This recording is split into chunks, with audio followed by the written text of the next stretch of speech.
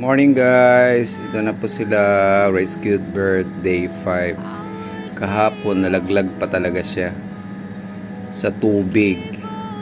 Buti na lang naabutan ko, punong-puno ng tubig yung kanyang tiyan sa kakainom. Buti na lang na-rescue ko pa siya. Akala ko mamamatay na. Alhamdulillah, binigyan ka pa ng second life. Muntik na malunod. CPR ko kaagad.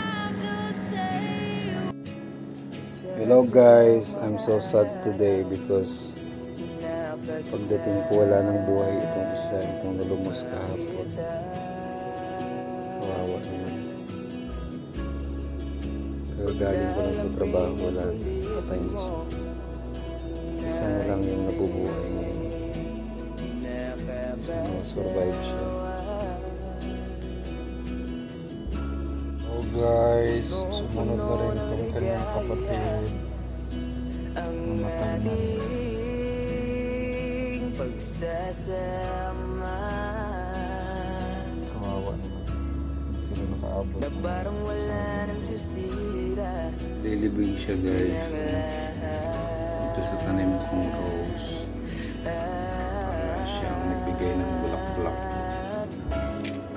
Ito sa kabila, yung kanyang kapatid, dito naman siya. Dati ko rin silang nakakasama. So, kukunin na natin siya. Lilipin niya natin. Goodbye.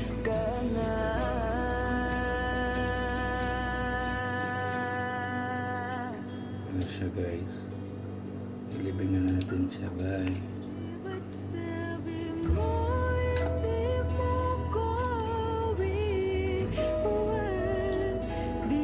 Kasama sila ng kapatid niya. Doon sa kabila, dito yung kapatid niya. Dito siya. So, rest and peace mga rescued bird. So, bye. We miss you. Ito na lang natira sa akin guys, mga alaala nila. Ng pagkain nila, ginawan ko pa sila ng pagkain kanina para sa ilang araw nila, pero ngayon wala na sila. At least siguro nasa mabuti na rin silang kalagayan ngayon kasi hindi ko rin sila naasikaso ng mabuti kasi nga may trabaho din ako sa labas. So kanina pagdating malamig na bangkay na yung isa, pagkailang oras o ilang minuto hinintay lang yata siguro ako namatay din yung isa. Talagang ganyan ang buhay, pauna-una lang.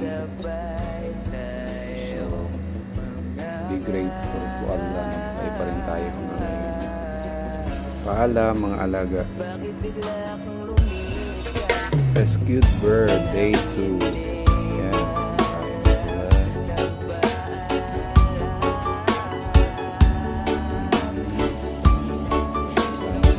Mama,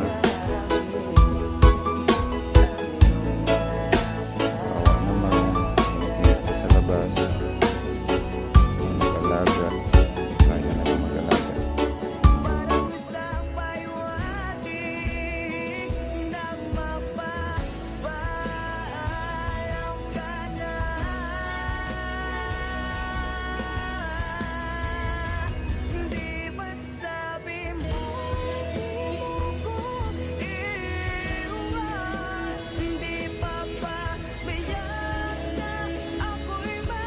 Good morning guys, namatay na rin yung isa nilang kasama.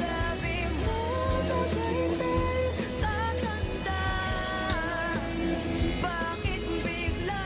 Panigibig ko na rin.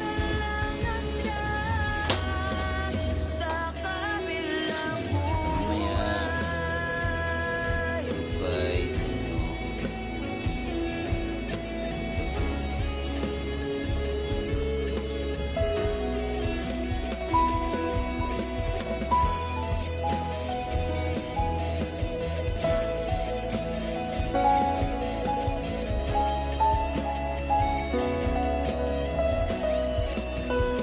Bye.